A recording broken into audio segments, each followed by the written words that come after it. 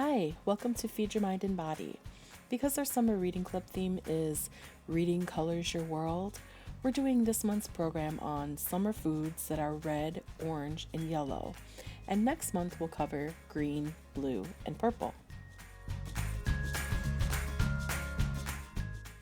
Hello everyone and welcome to our summer session, Red, Orange, and Yellow of Feed Your Mind and Body. As it is summer, what better way to celebrate red, orange, and yellow than with some fruit smoothies? What's nice about fruit smoothies is that they are very easy and fast to make. You can pretty much throw in whatever fruits you like and it'll turn out good. I say pretty much because you still need to find some sort of balance, as I learned while making this video. I looked at many different recipes while working on this video, but I wasn't finding exactly what I was looking for. I figured, hey, it's a fruit smoothie, I'll just sort of wing it, and attempted to go on my own, and it didn't exactly work out, so I had to remake them and try to balance the flavors more. That being said, here are the three that I made. First up, for a red smoothie, I attempted a peanut butter and jelly flavor. I put in frozen strawberries, frozen raspberries, some peanut butter, and oat milk. I thought the oat milk would taste really good with it, and it does. I'd never had oat milk before, and you know what? I'm a believer. My biggest mistake was putting in way too much peanut butter at the start. If you look up peanut butter jelly smoothie recipes, you'll find that they call for 1 tablespoon to even 2 tablespoons creamy peanut butter. I put in about 1 and I found that was way too much. So I would start with less and you can always add more. I would recommend using 1 cup frozen raspberries, 1 cup frozen strawberries, half a teaspoon peanut butter, and 3/4 a cup of the oat milk. You can always add more peanut butter if you're really craving that flavor, and you can always add more oat milk if it's too thick. If it ends up too thin, add more frozen fruit. Next up is a take on an orange creamsicle, an orange vanilla banana smoothie. I put in 1 whole orange, peeled, 1 whole banana, also peeled, 1 single serving container of vanilla Greek yogurt, which is slightly less than 6 ounces or slightly less than 3/4 a cup. I put in about 3/4 to half a cup orange juice. You can adjust that as needed. And a few teaspoons of vanilla extract. I used fresh fruit rather than frozen this time, and it turned out a lot thinner than I like. I would recommend tossing the banana in the freezer beforehand, but if you aren't able to do that, you can put some ice cubes in your smoothie to try to thicken it up. Finally, for a yellow smoothie, I made a mango pineapple coconut drink. Used about 1 cup frozen mango, 1 cup frozen pineapple, and 1 cup coconut milk. You can adjust the coconut milk the way you like it, a little less if you want it thicker, a little more if you want it thinner. You may also want to adjust the fruit. I felt that it was a little too tart, a little too much pineapple, so I ended up adding more mango. However, it was still a little too tart to my taste. I sweetened it by adding honey, and that worked great. I hope I was able to show you that even with some trial and error, fruit smoothies are really fast and easy to make. Good luck and enjoy your red, orange, and yellow treats.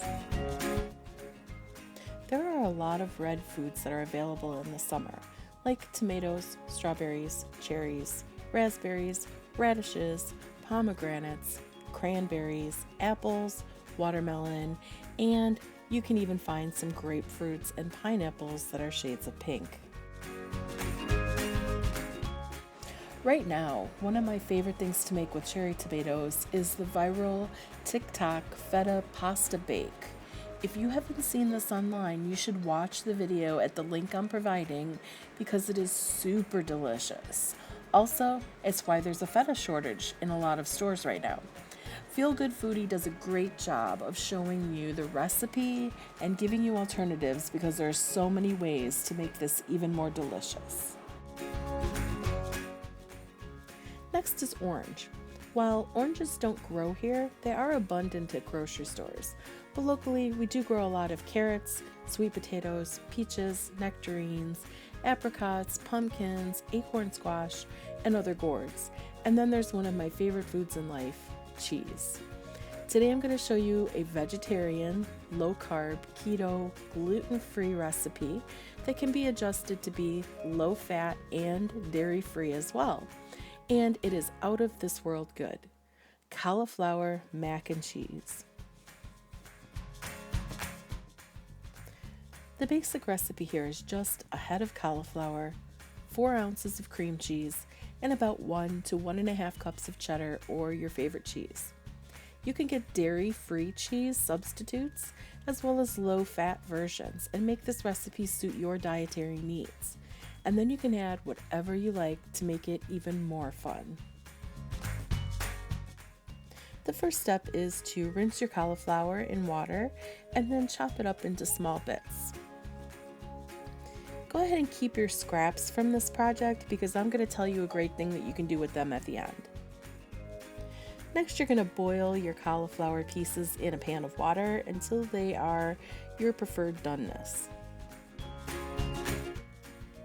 And then, once they're cooked, you're going to drain all of the water out of the pan so that you just have the cauliflower left. Before the cauliflower cools, you're going to add the 4 ounces of cream cheese to the mix and whatever your favorite spices are. Then give it a good mix to incorporate everything and add about a cup of cheddar cheese. You may need a little bit more cheese depending on how large that head of cauliflower was. You have 2 options from here. One is you're done, go ahead and eat it. It is delicious as it is. The second option is to bake it in the oven with a little bit of extra cheese on top to get a nice brown crust. I prefer that method, so that's what I'm going to do. But I'm also going to add a lot more stuff to my mac and cheese because I'm just that way. I'm going to call this Fiesta cauliflower mac and cheese and add red pepper, garlic, and onions that I saute in a little bit of olive oil in the pan and add a little bit of cilantro as well. Frequently I will have just the plain cauliflower mac and cheese with cilantro, but I'm going to go all out this time. And I saute everything down to get it a little bit translucent, and then I throw that in the pot and mix it in with the mac and cheese, and it's so pretty and vibrant in those lovely summer colors. Then I put it in a pie pan that I have greased and spread it all out. Add a little bit extra cilantro to the top, and then add a little bit more cheddar cheese and bake it in a 350-degree oven for 30 to 45 minutes depending. And when it has the nice golden brown color on top, I know that it is done and I'm going to be a happy camper.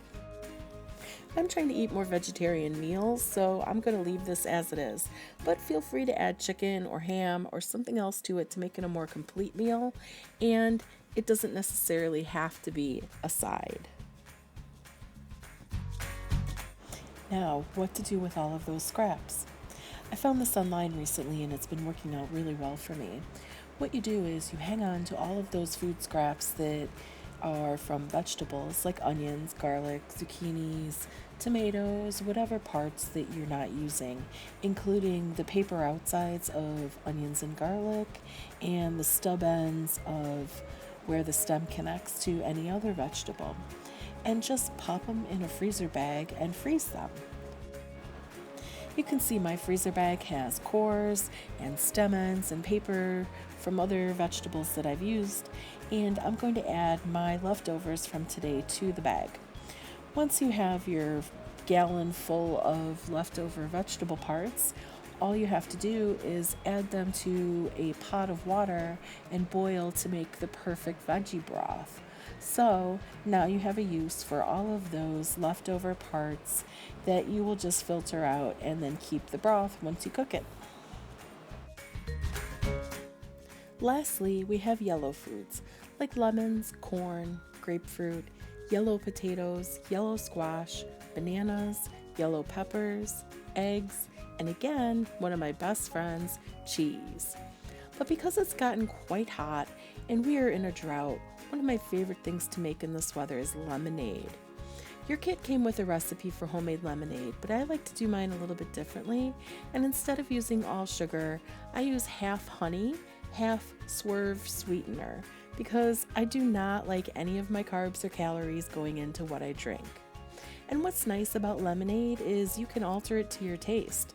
So you can sweeten it more, substitute artificial sweeteners, use more or less lemon juice, or add a little sparkling water for a bubbly lemonade. It's up to you. To make a gallon of lemonade today, I needed about 2 pounds of lemons. And since I needed the lemon zest for another recipe, this worked out perfectly. So I zested all my lemons and then I went on to make the juice. After cutting the lemons in half, when you go to squeeze the lemon, squeeze it with the open side up, and that helps you to avoid getting seeds into the juice. But because I like to squeeze the living daylights out of my lemons to get as much of the juice and pulp out as possible, I got a few seeds in mine that I'll pull out later. Next, I'm going to take about a cup of water and add to it about a 1/4 cup of honey and a 1/4 cup of swerve sweetener to a pan and heat it up so that everything dissolves into the water. Once that is melted down and mixed, I'm going to let it cool and add the lemon juice to my gallon jug. Once it's cool, I can add that to the lemon juice in the jug, and now I have super concentrated lemon juice and sweetener. So we're going to add cold water to that mix, and fresh from the faucet, or if you have a preference, you can add your bottled water, whatever you prefer. I use tap water, and just fill it up all the way to the top and let it chill out in the fridge for a couple hours, and you have delicious lemonade ready to go, perfect for summer weather. If you don't want to make a whole gallon of lemonade, feel free to just use a half of a lemon at a time for a large glass and add a little bit of sugar and a whole lot of cold water, and you've just made yourself a little lemonade, 1 lemon at a time. Another option is to do all of the steps except adding the extra water to the gallon jug.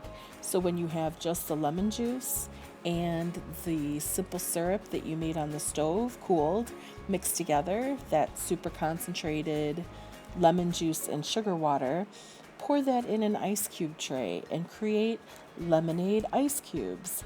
Then all you have to do is pop out the ice cube, add it to a glass of water, and as the ice melts, you have lemonade.